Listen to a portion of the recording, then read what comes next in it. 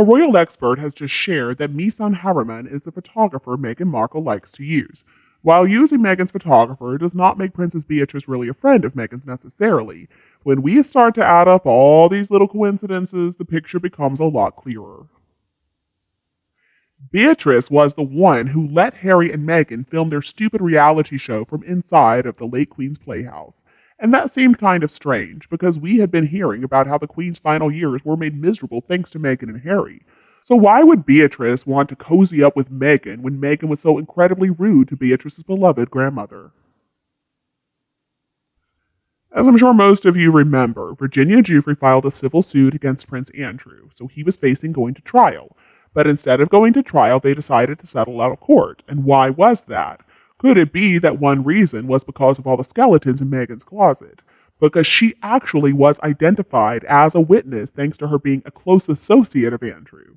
In Harry's book, he claimed that Meghan did not recognize Andrew and that she didn't even know who he was. But the problem with that is she did. So what if Beatrice is scared that Meghan's going to spill the beans when it comes to what she knows about Andrew and the yachts and Epstein? Then again, Meghan would also be implicating herself in that horrible mess. But what if she is telling Beatrice to stay her friend or else she's going to get back at her? Why would Princess Eugenie choose Meghan and Harry knowing good and well that Meghan used Eugenie's wedding to promote her fake pregnancy?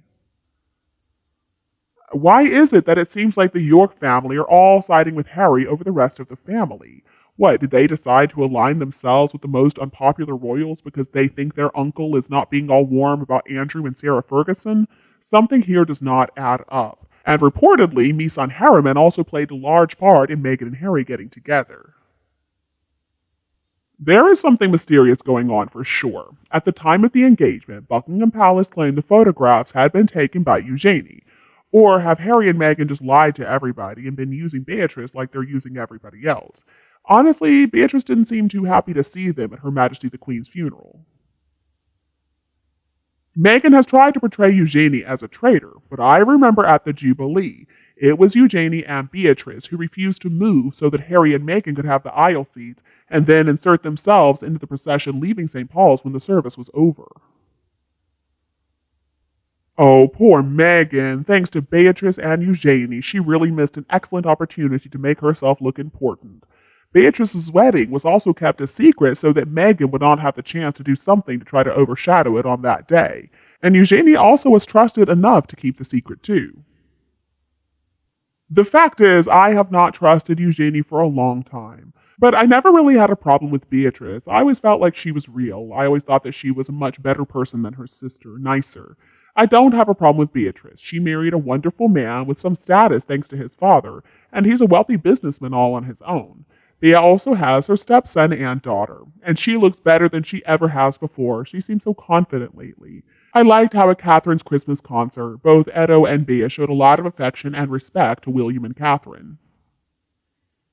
It seems to me like Beatrice is trying to distance herself from her parents and her sister, and I don't blame her one bit. I think Eugenie is the one that we can't trust here. She's the resentful second child married to a wine salesman. And I can understand why she would want to ally herself with Harry, but along the way, it seems like she got trapped in Meghan's web of lies. About Epstein, we already know that he was Andrew's friend, but the one who has a lot more to worry about is Meghan, because then her yacht days and the porn films will begin to leak out, and people may just start talking. I think Meghan's bullying powers are going downhill because she doesn't have much money now, so she's not going to be able to afford these high-priced lawyers all the time. Misan Harriman is a very manipulative photographer, and she is part of Meghan's disturbed world. I don't believe that Andrew right now is in any position to side against his brother. He is dependent on Charles after all. And Andrew's hardly poor, but still, he's required to cut his own cloth now. He's supposed to move into Frogmore, and Fergie knows all too well what's going to happen in the royal family to outsiders who choose sides. But for all her mistakes and all her faults, I can't help but like her. She's not like Meghan Markle. Now, Eugenie, I cannot stand that woman, but she doesn't have any real power. Essentially, at the end of the day, she's a nobody. And I always suspected that it might have been Eugenie who gave permission for the late Queen's Playhouse to be used, without permission from the Queen, of course. I always assume that Beatrice stands a little away from the rest of the family, like Andrew and Eugenie, but I may be wrong in that. Who knows? Maybe they're thick as thieves behind closed doors. It is a tangled web we weave when first we practice to deceive. Unfortunately, the harm doesn't only come to the deceivers, though, but often other people are caught up in the web. I think those two girls should just learn to mind their own business and stay out of the world of both Harry and Meghan. And it's not because Harry and Meghan may harm them, but because it may harm other people who simply don't deserve it. It has happened before in this whole scandalous story, hasn't it? Both the late Queen and the Duke of Edinburgh were bullied by both Harry and Meghan in their last days on Earth. So has my opinion of Meghan changed? Well, no. I've never liked her. She's like most mediocre actresses. She just wants more and more fame. Most actors and actresses crave validation, and I think the problems that Harry's been talking about have always been there. I just think Meghan has been encouraging him to be more vocal about his problems with his family. I suspect the issues have always been there, but Meghan pushed Harry to be true to himself, whatever that means.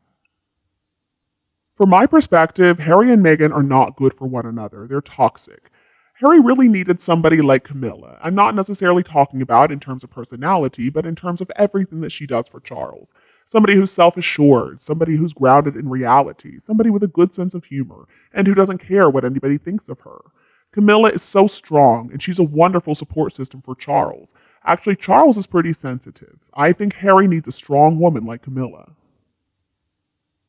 But Meghan also needs somebody strong because she's not strong at all. What we've got here are two people who are very needy and very sensitive, and they simply are not receiving the support that they need from their partners. So their neediness is just feeding into each other's neediness.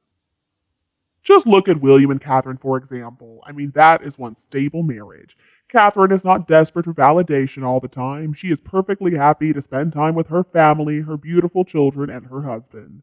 Now, Catherine has actually helped William a lot. He used to be a little rough around the edges, but he has also brought her out of her shell a little bit, so they help each other, they complement each other. And I was hoping for the best, especially after their wedding and the celebrations in the UK. But everything started falling apart pretty quickly afterwards, beginning with Frogmore Cottage, where from the fuss we would have thought the late Queen had banished them to living in some kind of garden tool shed. Meghan just believed that she was going to be surrounded by servants that she could order around. They would be peeling grapes and putting them in her mouth. They would be polishing her fingernails all the time and just fawning over her, giving into her every need. And all of a sudden, she realized that actually this job required work, that she was always going to be in the public eye, where she had to act right. And she didn't have much control in the situation. And that's when everything fell apart. See, Meghan knew what she was getting herself into, but being a classic narcissist, she thought she was going to be able to change things to suit her needs. It was at that point that Meghan began her campaign of complaints and plans to decamp with her new prince as her tool of influence. Let's remember that infamous comment from Harry, "What Meghan wants, Meghan gets." I guess the rest is history. And we can be sure that His Majesty definitely did his homework on Meghan and her background. His Majesty, I'm sure, was also aware of any backlash if they had counseled against the marriage. It's just a classic case of being painted into a corner. The strategy of not reacting to Meghan, Harry, and their PR machine is precisely the right strategy. At the end of the day, Meghan and Harry are going to destroy themselves. They don't need any help. And they'll be despised by more people than they already are.